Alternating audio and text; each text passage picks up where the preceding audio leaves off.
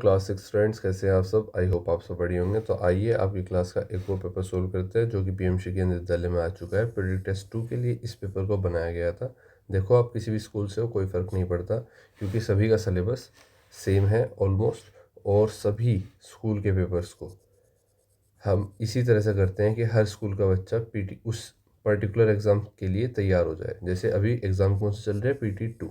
तो PT 2 में लगभग सभी पेपर्स का सिलेबस सेम है, और सिलेबस सेम होने की वजह से सभी स्कूल्स में NCERT लगी हुई है। तो NCERT में सेम ही क्वेश्चन आएंगे आपके, क्योंकि कॉन्सेप्ट सेम है।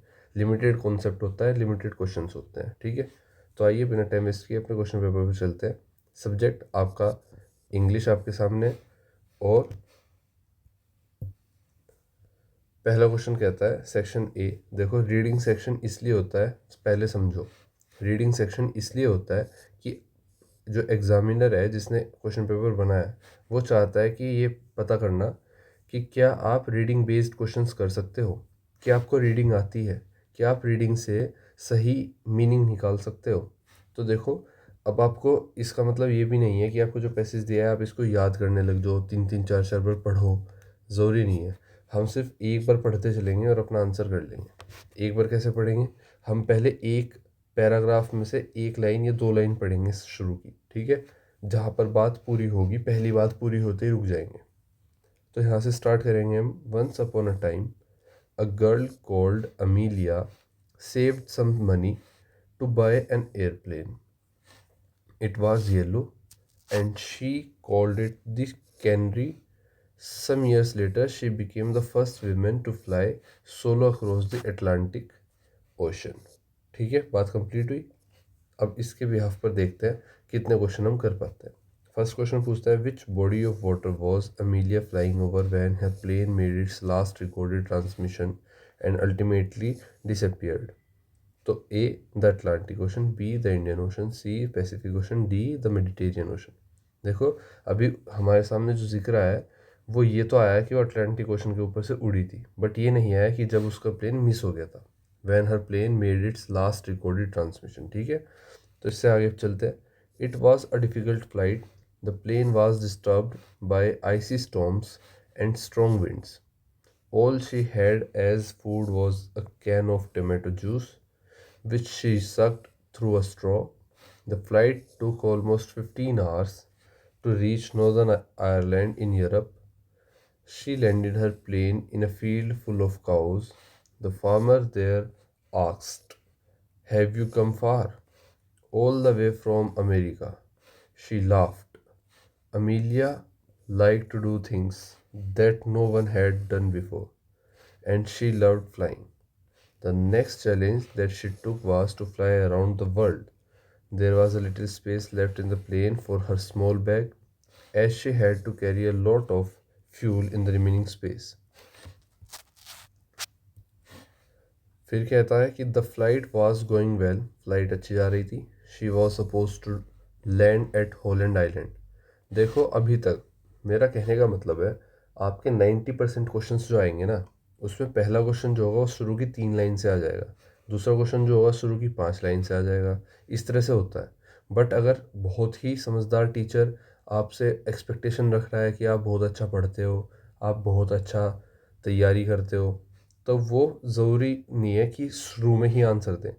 यहाँ पर फर्स्ट क्वेश्चन का आंसर अभी तक हमें क्वेश्चन का आंसर हमें नहीं मिला।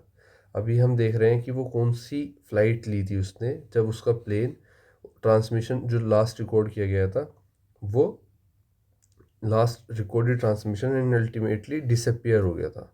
ठीक है, तो she was suppose to land at Holland island, but she never got there. पर वो वहाँ कभी नहीं पहुँची। Her last transmission message had her saying that she was running low on fuel. ठीक है, ये क्लियर हुआ। And there were clouds everywhere. Her plane disappeared आ गया हमारा, द प्लेन डिसअपियर्ड, और यहाँ पर लिखा है which body of water was Amelia over when her plane made its last recorded transmission and ultimately disappeared. तो her plane disappeared somewhere above Pacific ocean. तो हमारा आंसर मिल गया हमें, हमारा आंसर पैसिफिक ओशन मिल गया जब वो पैसिफिक ओशन के ऊपर थी। And was never found. Amelia once said adventure is worthwhile in itself. तो फर्स्ट ए, अब आपको यहाँ से देखकर जो आपका ये है कि वो उसने पहली फ़्लाइट अपनी ली थी, कहाँ से ली थी, अटलांटिक ओशन पर ली थी, ये नहीं लगाना है। ऑप्शन कौन सा टिक करना है, पैसिफिक ओशन। ऑप्शन सी बिल्कुल सही होगा। क्वेश्चन नंबर 2 पर आते हैं। 2 कहता है, सेकंड जो क्वेश्चन है, based on the text why did Amelia need to carry a lot of fuel for her flight around the world. तो अमीलिया को बहुत सारा फ्यूल क्यों चाहिए था जब उसको पूरी दुनिया के ऊपर से मतलब फ्लाई करना था। तो ऑप्शन ए कहता है, the plane the canary was not fuel efficient. तो based on text why did Amelia need to carry, तो जब उसको मैसेज आया कि उसके पास फ्यूल नहीं है, लोन फ्यूल, तो उसको फ्यूल क्यों चाहिए था for her flight around the world. पहला ऑप्शन है, the plane the canary was not fuel efficient, she planned many detours to visit islands, the total distance of the journey was exceptionally long, or she feared the strong winds might blow her off course। तो आपको पता होना चाहिए कि the total distance of the journey was exceptionally long, बहुत ज़्यादा लंबी journey पर जा रही थी वो। तो आपका आंसर होगा the total distance of the journey was exceptionally long. Question number 3 पर आते हैं। Amelia successfully completed her solo flight across the Atlantic and landed in the Northern Ireland. What key factor made this achievement historically important? As mentioned in the text. तो text में mention historically achievement को important कैसे दिखाया गया है, वो कौन सा फैक्टर है आपको बताना है, जिसकी वजह से अमीलिया सक्सेसफुली कंप्लीट कर पाई अपनी सोलो फ्लाइट पूरे अटलांटिक ओशन के ऊपर से, और उसने लैंड किया नॉर्दर्न आइलैंड में। तो ऑप्शन ए कहता है, she was the first women to fly a plane solo. क्या ये फैक्टर था जो उसको पूरे दुनिया के ऊपर से उड़ा ले गया, मतलब उसको अटलांटिक ओशन के ऊपर से ले गया। क्या ये फैक्टर था, she was the first women to fly solo across the Atlantic ocean, या she was the only person to use tomato juice, और she was the first person to land a plane in the field of cows. तो देखो, जो achievement historically important है वो कौन सी है, she was the first women to fly solo across the Atlantic ocean. तो ऑप्शन बी बिल्कुल सही होगा आपका। ठीक है, क्वेश्चन 4 पर आते हैं। In the context of her final journey the world transmission most likely refers to. तो वर्ड ट्रांसमिशन किस लिए यूज़ किया जाता है word, change in the weather, mechanical failure in the plane's engine, option second. Third है message और signal send by radio, और D है physical movement of the airplane. तो आपको पता चलना होना चाहिए कि ऑप्शन सी, मैसेज जो होता है, सिग्नल जो रेडियो से भेजा जाता है, उसको ट्रांसमिशन बोलते हैं, ट्रांसमिशन वर्ड का यूज़ करते हैं। क्वेश्चन 5 देखते हैं। व्हाट सेंट्रल क्वालिटी और characteristics does the entire passage emphasise about Amelia Earhart. तो अमीलिया के बारे में ये पैसेज क्या एम्फसाइज कर रहा है, कौन सी सेंट्रल क्वालिटी की तरफ इशारा कर रहा है।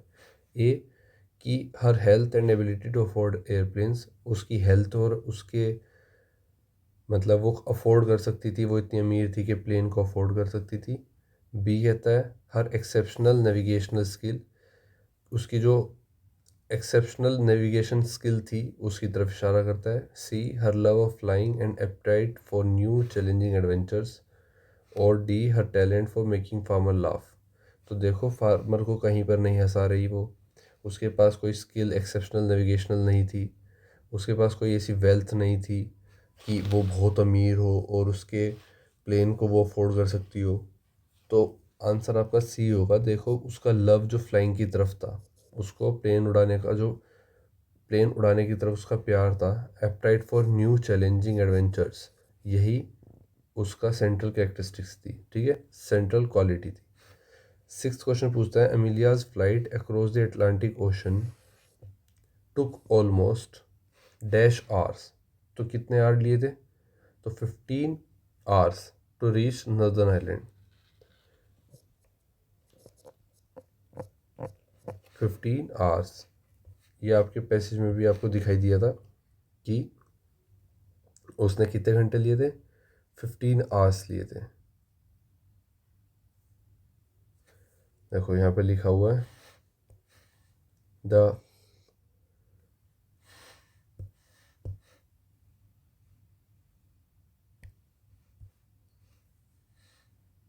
The flight took almost 15 hours to reach Northern Ireland in Europe। ठीक है, नेक्स्ट क्वेश्चन तक बढ़ते हैं। क्वेश्चन नंबर 7, during the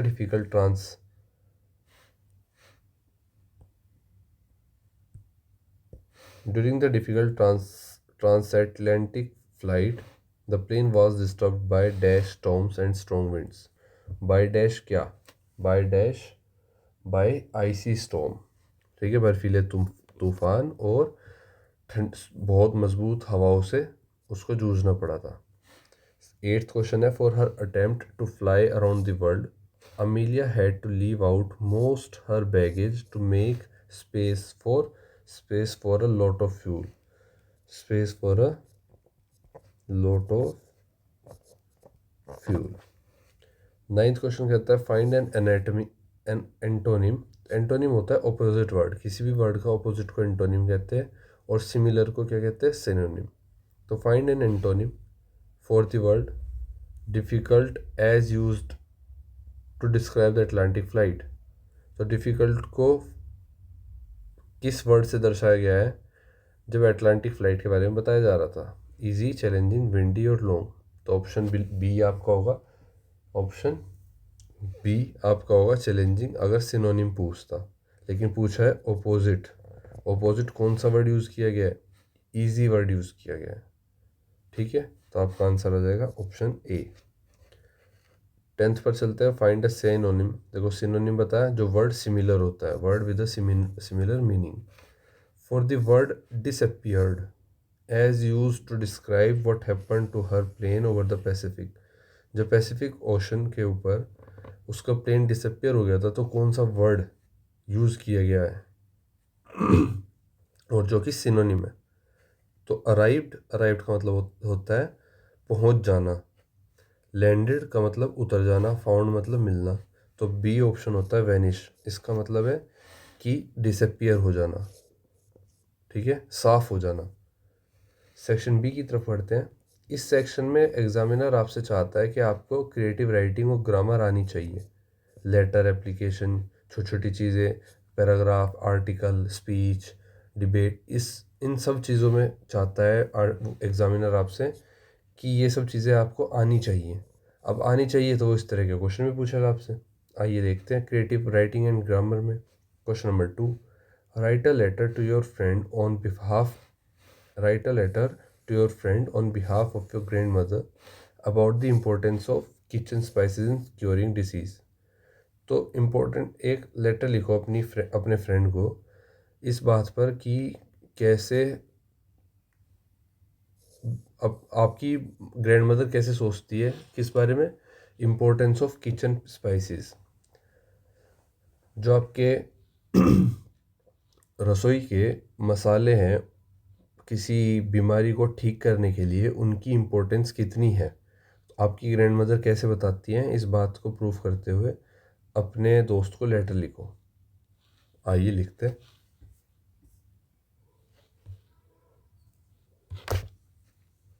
देखो लेटर में हमेशा याद रखना कुछ चीज़ें बहुत इम्पोर्टेंट होती हैं। एक लेटर होता है फॉर्मल, एक होता है इनफॉर्मल। फॉर्मल लिखा जाता है स्कूल, प्रिंसिपल, लिखा जाता है ये किसी भी ऑफिशियल, गवर्नमेंट ऑफिशियल, ये लिखा जाता है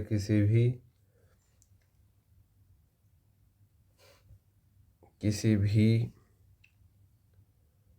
प्राइवेट कंपनी।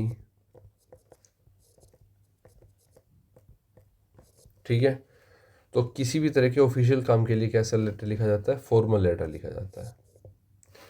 और इनफॉर्मल लिखा जाता है आप कैजुअली फ्रेंड्स को, फैमिली को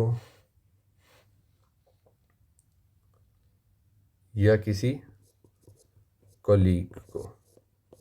ठीक है, तो इस तरह से ये लेटर लिखे जाते हैं। अब हमारे पास क्या है, फ्रेंड को लिखना है तो हमारा इनफॉर्मल लेटर हो गया। देखो दोनों लेटर की फॉर्मेट अलग होता है। इस लेटर में आप टू से शुरू करते हैं, फिर आप जिसको भेज रहे हैं उसका नाम, मतलब उसकी पोस्ट क्या है यहाँ पर, फिर उसका एड्रेस क्या है। ठीक है, उसके बाद यहाँ पर लिखते हैं सब्जेक्ट, एक लाइन छोड़कर। उसके बाद एक लाइन छोड़कर आप लिखते हैं यहाँ पर डियर, यहाँ पर लिखते हैं आप सर और मैडम।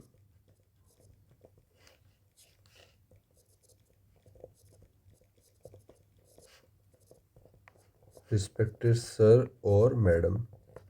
ठीक है, और फिर एक लाइन छोड़ने के बाद आप यहाँ से स्टार्ट करते हैं, आई वुड लाइक टू। ठीक है, ये आपका पूरा मैटर हो गया। आपने यहाँ पे अपनी पूरी बात कही, और फिर लास्ट में थैंक यू, योर ओबीडियंटली, आपका नाम, आपकी क्लास, आपका सब कुछ। ठीक है, यहाँ पर लिख देंगे। ये होता है लेफ़्ट अलाइंड, मतलब कि लेफ़्ट साइड पर सब चीज़ अलाइंड होती है, सारे वर्ड्स अलाइंड होते हैं, एक तरफ मिले होते हैं, दूसरी तरफ छोड़ सकते हो आप जहाँ, लेकिन एक तरफ अलाइंड होते हैं। तो ये फॉर्मेट होता है आपका फॉर्मल लेटर का।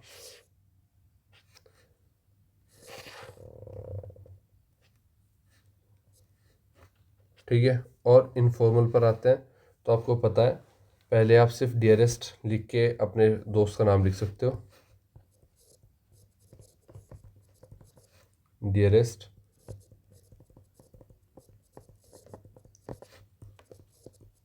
फ्रेंड्स नेम, फिर आप लिखते हो। अब फिर आप यहाँ से लिखना स्टार्ट कर देते हो पूरा। ठीक है, डायरेक्टली एक लाइन छोड़कर।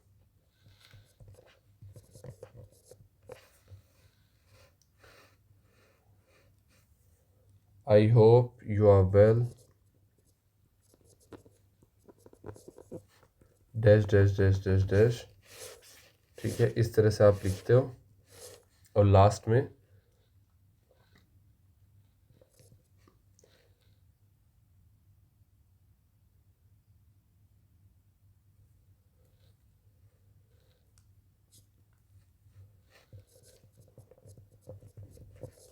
वार्मली अपना नाम लिख देते हो, योर नेम। ठीक है, ये फॉर्मेट हो गया आपका इनफॉर्मल लेटर का। अब देखते हैं हमारे क्वेश्चन में क्या कहा था। क्वेश्चन में कहा गया है, write a letter to your friend on behalf of your grandmother. अपनी ग्रैंड मदर के बिहाफ पर एक लेटर लिखो कि कितनी इम्पोर्टेंस है आपकी रसोई के स्पाइसेस की, मसालों की, जो बीमारी को ठीक करने में काम आते हैं। तो देखो, हम आपको जब आप चैनल को सब्सक्राइब करते हो, तो उसी के बराबर में एक ज्वाइन का ऑप्शन होता है। जो बच्चे उस ज्वाइन का ऑप्शन पर क्लिक करते हैं, उनको मेंबरशिप ज्वाइन करने के लिए ऑप्शन खुल के आते हैं, वो पेमेंट करके मेंबरशिप ज्वाइन कर लेते हैं। उन बच्चों को क्या मिलता है, इस क्वेश्चन पेपर के साथ साथ इसके आंसर्स की पीडीएफ। तो उस पीडीएफ में आपको आंसर कैसे प्रोवाइड किए जाते हैं, इस तरह से। देखो हमारा लेटर किस तरह से लिखा हुआ है। पहले आपने देखा कि डियरेस्ट फ्रेंड का नाम, I hope you are well, direct आ गया, कोई फॉर्मेट नहीं।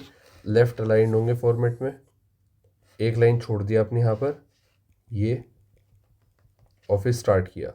आई am writing on behalf of my ajji, आप अपनी ग्रैंड मदर को जो भी बुलाते हैं, या फिर आप अपनी ग्रैंड मदर बोल सकते हैं डायरेक्ट।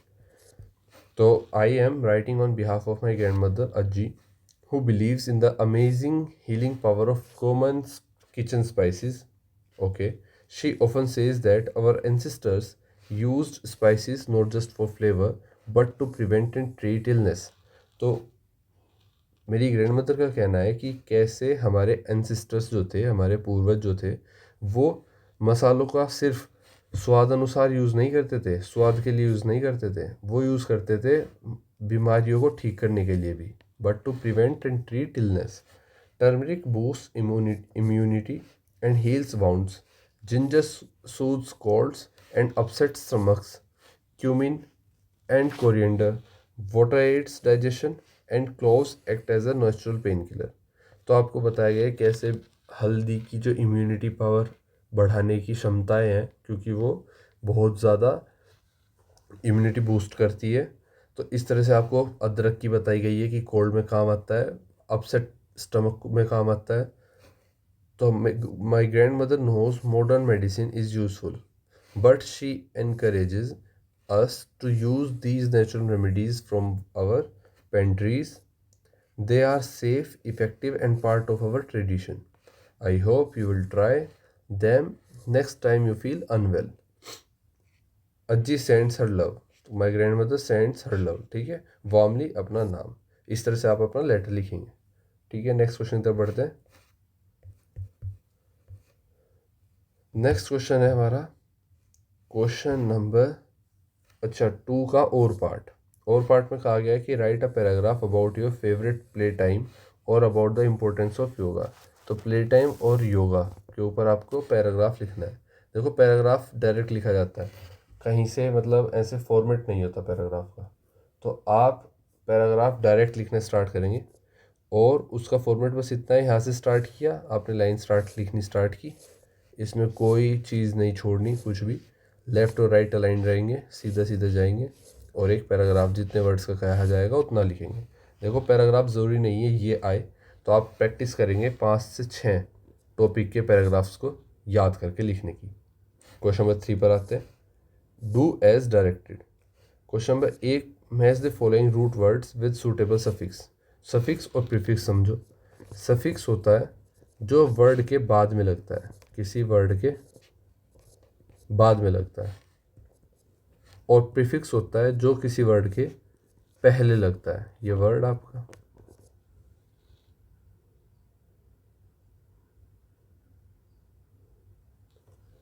ठीक है। क्वेश्चन नंबर तो ए में कहा गया है कि आप रूट वर्ड को, जो मेन वर्ड है, उसको मैच करो सफिक्स के साथ। तो जैसे केयर है, केयर के साथ हम क्या लगाएंगे, एल वाई लगाएंगे, केयरली हो जाएगा? नहीं, केयर के साथ हम लगाएंगे FUL। तो क्या बन जाएगा हमारा, केयरफुल।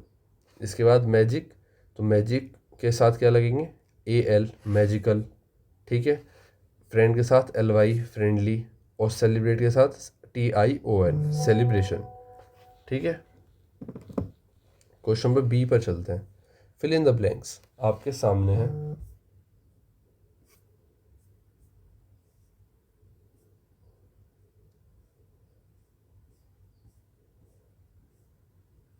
देखो, आप जो PDF लोगे उस PDF में पैराग्राफ, पिछले क्वेश्चन वाला पैराग्राफ दोनों मिल जाएंगे आपको। ठीक है, बट ये ऐसी चीज़ है कि आप इसको कितना भी याद कर लो, ज़रूरी थोड़ी है ये आएगा। तो इसकी प्रैक्टिस करने के लिए PDF ले सकते हैं आप। बाकी जितने भी आपको और एग्जाम्पल मिलते हैं उनकी प्रैक्टिस आप खुद ही करोगे। ठीक है। इसके बाद B क्वेश्चन पर आते हैं। फिल इन द ब्लैंक्स आपके सामने है। तो the new student Surya dash Prabhat before coming to the school. तो यहाँ पर बताओ, नेवर और मीट, नेवर मीट है वर्ड, इसकी कौन सी वर्ब, किस वर्ब के साथ, किस past perfect form of verb के साथ ये लिखा जाएगा। तो the new student Surya had never met, पुरानी बात हो रही है, पहले कभी नहीं मिला, तो क्या लिखा जाएगा, हैड नेवर मेट। मीट जो है ये वर्ब है, वर्ब की थर्ड फॉर्म लगेगी नेवर, और नेवर से पहले जो आपका हेल्पिंग वर्ब लगा वो हेड लगेगा पास्ट के हिसाब से। क्वेश्चन नंबर 2 देखते हैं। Before the games period Prabhat dash badminton exist extensively. Before the games period, games period से पहले प्रभात डैश बैडमिंटन एक्सटेंसिवली क्या करता है, प्रैक्टिस करता है। तो हैड प्रैक्टिस्ड पहली बात है। देखो, जब किसी चीज़ के, अगर कोई चीज़ पहले हुई है तो वॉज वर्ड लगता है। ठीक है। बट अगर कोई चीज़, किसी चीज़ जो पहले हो चुकी है, मान लो कि अभी का समय ये चल रहा है नाउ, और आपसे कहा गया कि मेरी ट्रेन मेरे स्टेशन पर पहुंचने से पहले छूट गई, मैं स्टेशन पर पहुंचा, ये पहुंचने का टाइम हो गया, इससे भी पहले मेरी ट्रेन चली गई। तो इसका मतलब है वो मोर पास्ट है, पास्ट से भी पहले की बात है। तो जब मोर पास्ट की बात हो तो क्या है, पास्ट परफेक्ट की बात होती है। तो यहाँ पर क्या करेंगे, before the games period before the games period Prabhat had practised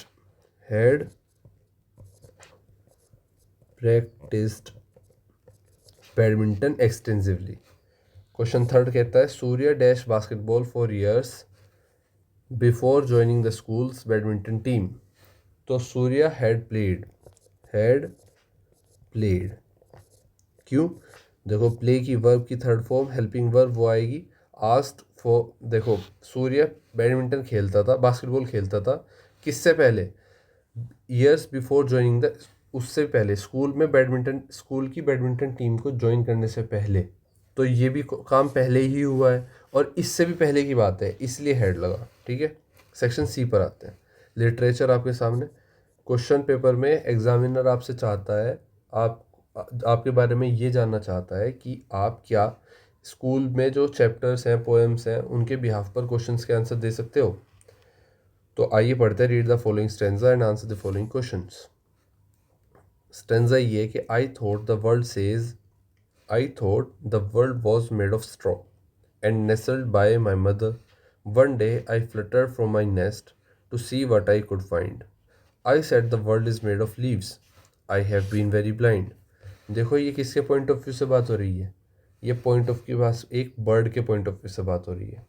first question पूछता है who lived in the nest along with the baby bird. तो कौन रहता था बेबी बर्ड के साथ नेस्ट में, घोंसले के अंदर बेबी बर्ड के साथ कौन रहता था। तो the baby bird lived with its the baby bird lived with its mother in the nest। Question 2 देखते हैं, complete the following by choosing the correct option. तो क्या कंप्लीट करना है, इसको कंप्लीट करते हैं। The bird thought the world was made of straw because, देखो बर्ड इसलिए सोचती थी कि पूरी दुनिया में किससे बनी हुई है, स्ट्रॉ से बनी हुई है, क्योंकि उसका जो घोंसला था वो स्ट्रॉ से बना हुआ था। Its nest was made of straw. Option A, it lived in a straw hut, its nest was made of straw. C, its mother fed straw to it, और there was straw all around. तो option B है बिल्कुल सही, its nest was made of straw, option B. Third है which word tells us that the baby bird was warm and comfortable. तो ये है word नेस्ल्ड। Question fourth कहता है why did the bird think the world was made of leaves.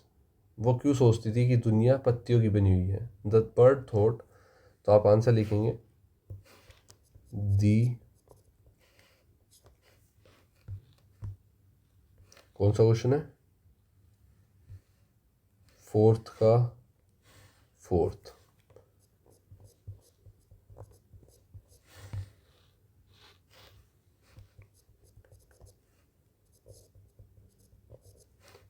The bird thought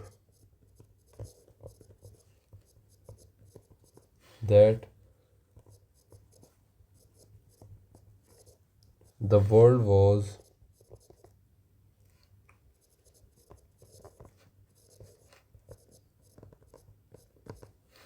made of leaves because she saw leaves all around her।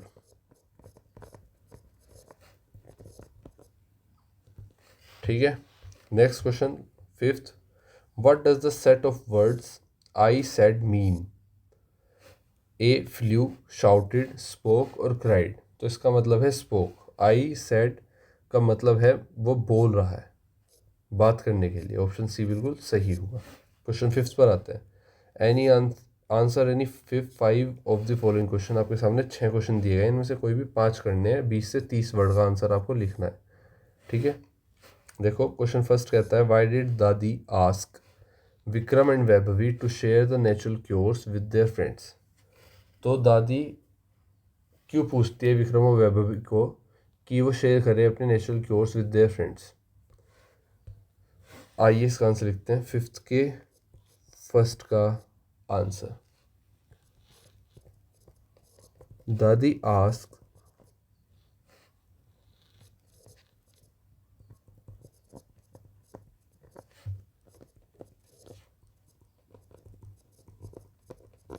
Vikram and Vaibhavi to share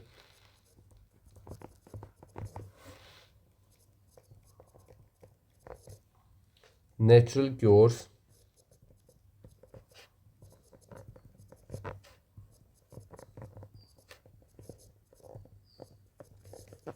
with their friends to spread knowledge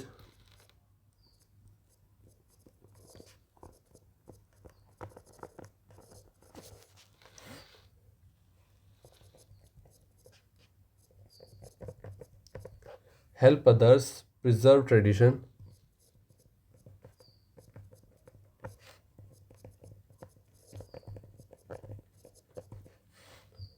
and promote healthy living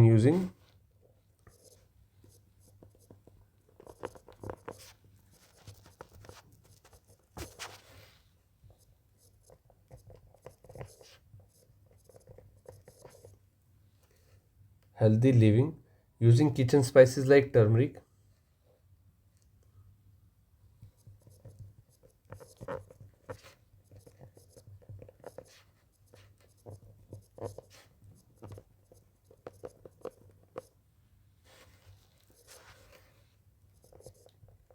and ginger,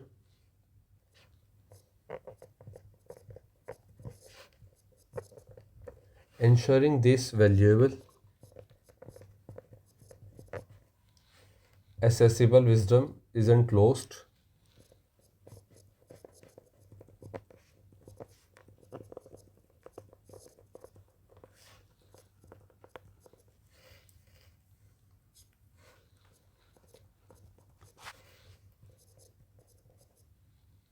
And benefits more people beyond their family.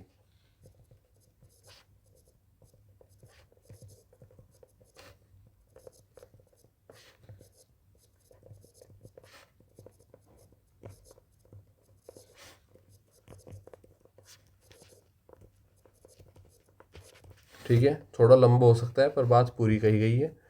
First हो गया हमारा। Second पर आते हैं, what quality did the bird said. अच्छा, इसको समझा देता हूँ मैं आपको। देखो, दादी ने विक्रम और वैभवी को अपनी नॉलेज शेयर करने के लिए इसलिए कहा क्योंकि वो नेचुरल क्योर है विद देयर फ्रेंड्स। तो दोस्तों को भी तो पता लगे कि क्या हो सकता है रसोई के मसालों के साथ। इस नॉलेज को स्प्रेड करने के लिए, लोगों की मदद करने के लिए और इस ट्रेडिशन को प्रिजर्व करने के लिए दादी ने कहा। और ये एक तरह से प्रमोट भी करता है healthy living using kitchen spices like turmeric and ginger. तो आप अपना आंसर यहाँ तक लिख सकते हो complete.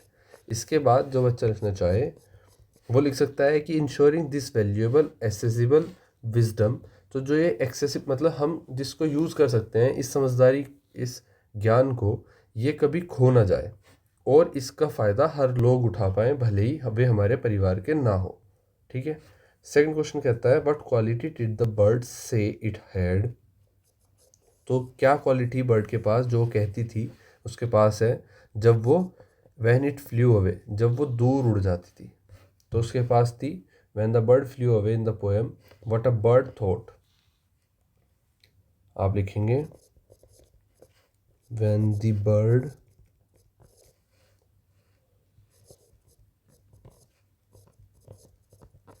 Flu away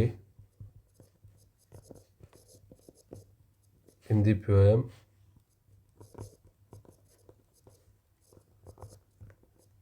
what a bird thought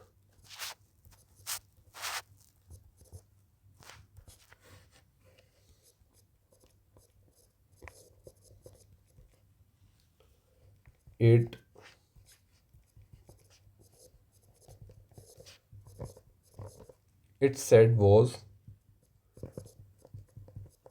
quite fit for grown up labors,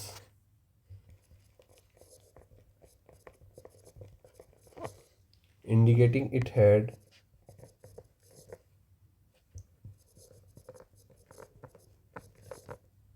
matured and was ready for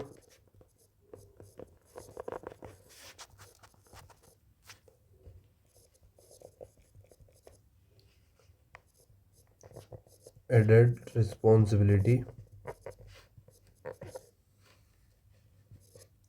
and exploring the world.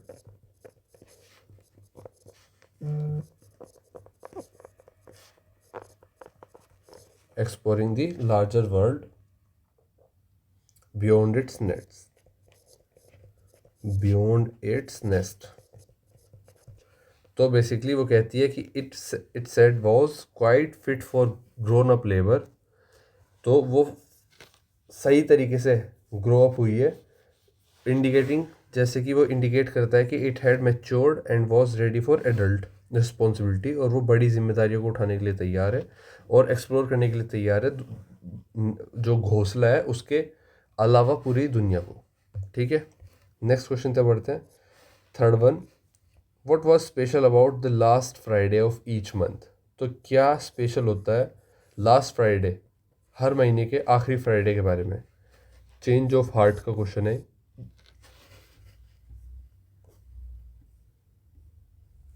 तो आप लिख सकते हो the last Friday of each month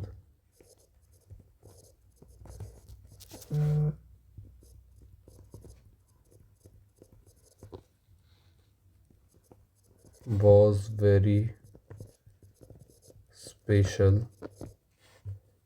as there used to be a match held by the coach himself। क्योंकि coach के द्वारा एक match खुद कोच एक मैच रखते थे जिसको स्पेशल माना गया है। ठीक है, तो the last Friday of each month was very special as there used to be a match held by the himself, to be a match held by the coach himself, held by the coach himself.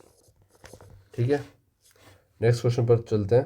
Question number fourth, how did Surya's attitude differ from Prabhat. Surya का attitude प्रभात से अलग क्यों था। देखो, एक humble था, kind था, और एक दूसरा इंसान जो था वो चौक जाता था। तो फोर्थ का आंसर लिखते हैं कि Surya was relaxed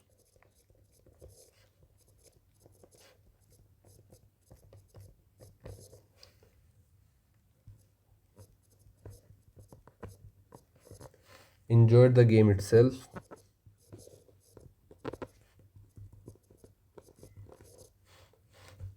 and didn't, क्या नहीं करता था, बुरा नहीं मानता था, didn't mind winning, जीतने और हारने से उसको ज़्यादा फ़र्क नहीं पड़ता था। वो गेम को ज़्यादा फोकस करता था, गेम को ज़्यादा अच्छे से खेलता था, गेम में ज़्यादा फन करता था। Focusing on fun. While Prabhat की अगर बात करें, प्रभात वॉज इंटेंसली कॉम्पिटिटिव, वो जीतने हारने पर उसको प्रभाव पड़ता था, तो कॉम्पिटिटिव भावना से खेलता था।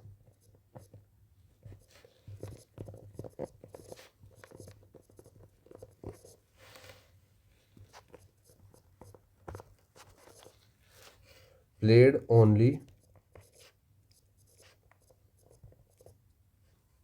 To win and even cheated, showing, ये क्या शो करता है, ये शो करता है कि एन अनहेल्दी स्पोर्ट्समैनशिप थी इसके अंदर, unhealthy focus on the score rather than sportsmanship।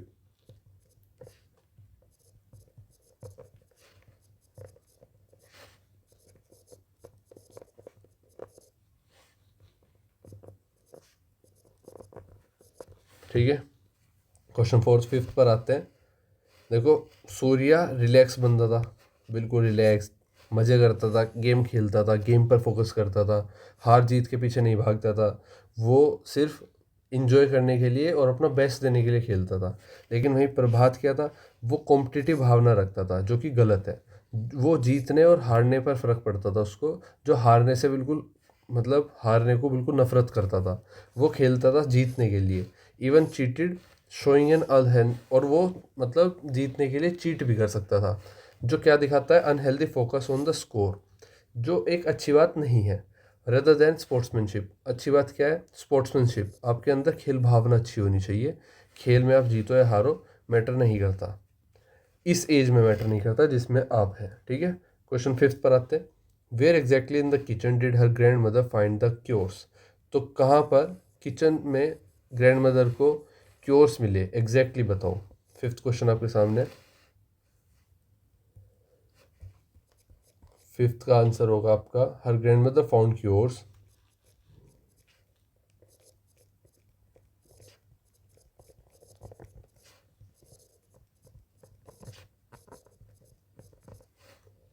Found cures कहाँ पर, in the kitchen spice box.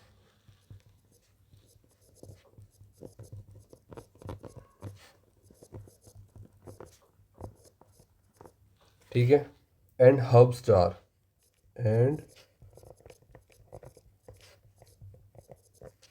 Herbs jars using common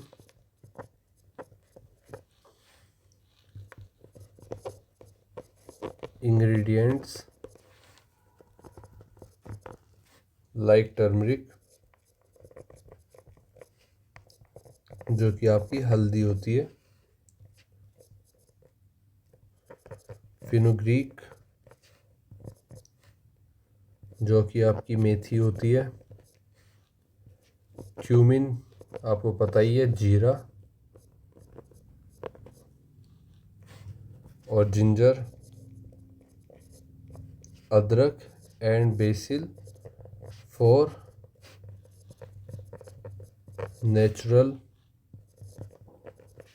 home remedy.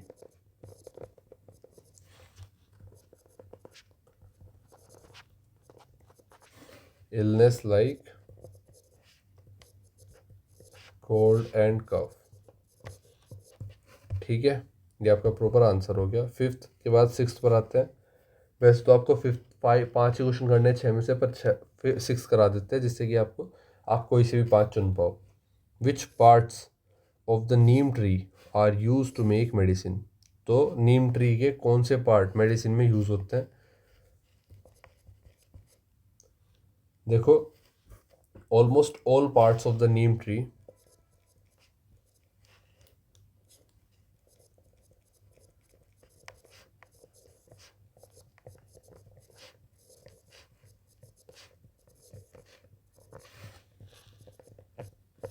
almost all part of the neem tree like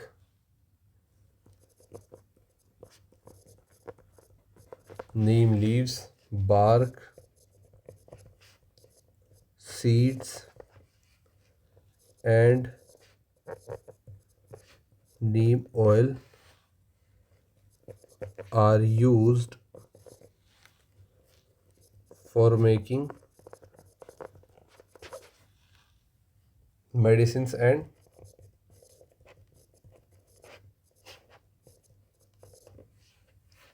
home remedies.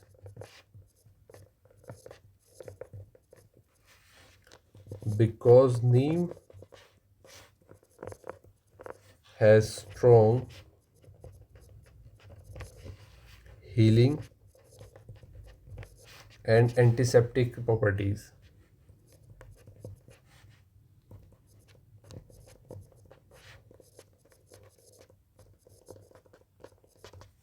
ठीक है, question number six पर आते हैं। Six question में कहा गया कि answer any one of the following question, 60 to 80 words का एक आंसर लिखना है कोई से भी क्वेश्चन का। देखो, फर्स्ट क्वेश्चन कहता है, how was Mario able to find his real friend, कैसे उसने अपने, कैसे मतलब वो ढूंढ पाया अपने दोस्त को। ठीक है, how was Mario able to find his real friend, तो अपने वो सच्चे मित्र को कैसे ढूंढ पाया, उसके बारे में देखते हैं। तो देखो PDF में आपको आंसर किस तरह से मिलेगा, इस तरह से मिलेगा। आइए देखते हैं। तो Mario was able to find his real friends with the help of his grandfather's magic invisible chair। देखो मैजिक इनविजिबल चेयर जो उसके ग्रैंडफादर के दिया हुआ कॉन्सेप्ट था, उसके द्वारा वो अपने असली दोस्त को, सच्चे मित्र को ढूंढने के लिए, मतलब ढूंढना उसको आसान हुआ। वो ढूंढ पाया अपने सच्चे मित्र को। किसकी वजह से, एक बार फिर से, किसकी वजह से? ग्रैंडफादर की मैजिकल चेयर की वजह से, ग्रैंडफादर की मैजिकल इनविजिबल चेयर की वजह से। तो मैजिकल इनविजिबल चेयर क्या है? देखो मैजिकल इनविजिबल चेयर है, his grandfather told him that the chair would help him recognize who truly cared for him at school। तो उसके ग्रैंडफादर ने उसको कहा कि the chair would help him recognise truly cared for him. उसको सच में कौन उसका भला चाहता है, ये चेयर उसके बारे में बता देगी। तो स्कूल में मारियो ने प्रिटेंड किया to sit on the invisible chair and each time he fell down most of his classmates laughed and made fun of him. However, Guneet, Asma and Deepa did not laugh। तो 3 बच्चे ऐसे थे जो नहीं हंसे, बाकी सब ने उसका मजाक उड़ाया जब वो इनविजिबल चेयर पर बैठा और गिर गया। Instead, they came forward to support him and tried to stop him from falling। तो बजाय उन्होंने हंसने के, वे उसके पास आए और उसको सपोर्ट किया और ट्राई किया कि वो ये सब करना बंद कर दें, गिरना बंद कर दें। From this Mario understood that those who helped him and cared for him were his real friends. तो जो दोस्त उसके पास आए थे ये कहने के तू भाई ये मजाक करना बंद कर दे जिससे तुझे चोट लग रही है, वही उसके असली दोस्त थे, सच्चे मित्र थे, वो समझ गया। While the others who laughed at his fall were not. जो बाकी थे जो उस पर हंसे वो उसके सच्चे मित्र नहीं थे। ठीक है। सेकंड क्वेश्चन कहता है explain how the title of the story change the heart is suitable. Explain करो जो टाइटल है स्टोरी का कि चेंज द हार्ट, ये सूटेबल है, बिल्कुल कहानी के ऊपर सूट कर रहा है। तो देखो the change of the heart is suitable because it shows the important change in Prabhat attitude. तो प्रभात के मन में जो प्रभात का एटीट्यूड चेंज हुआ था उसको दिखाता है साफ कि कैसे टाइटल जो है चेंज ऑफ हार्ट वो सूट करता है। तो स्टार्टिंग में क्या हुआ आपके चैप्टर में, in the beginning Prabhat only care about winning. Prabhat सिर्फ अपने जीत पर ही फोकस करता था और फील करता था अनहैप्पी अगर वो हार जाता था। After playing with Surya he learns that games are meant to be enjoyed and that fair play and friendship are more important than victory। तो आगे चलकर सूर्य के साथ खेलकर उसे महसूस हुआ कि गेम को सही भावना से खेलना होता है, उसको जीतना नहीं, जीतने के लिए नहीं, उसको एंजॉय करने के लिए खेलना होता है, उसको फेयर प्ले मतलब ईमानदारी से खेलना ज़रूरी होता है, और फ्रेंडशिप्स ज़्यादा इम्पोर्टेंट होती है जीतने से, जीत से, किसी गलत जीत से सही दोस्ती ज़्यादा इम्पोर्टेंट होती है।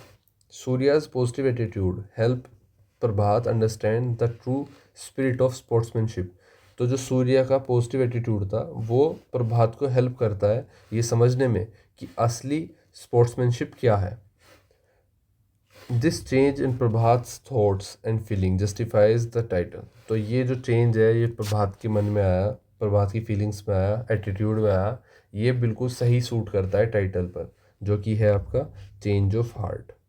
आई होप आपको समझ में आया और आप इस तरह से अपना पूरा पेपर सोल्व करके पेपर में बेहतर नंबर लाएंगे और आपको ये हेल्प करेगा ज़्यादा से ज़्यादा। मिलते हैं आपसे आपकी क्लास के नेक्स्ट क्वेश्चन पेपर को सोल्व करते हुए। तब तक के लिए वीडियो को लाइक और दोस्तों में शेयर और चैनल को सब्सक्राइब करके जाना। ठीक है दोस्तों, बाय बाय बच्चों।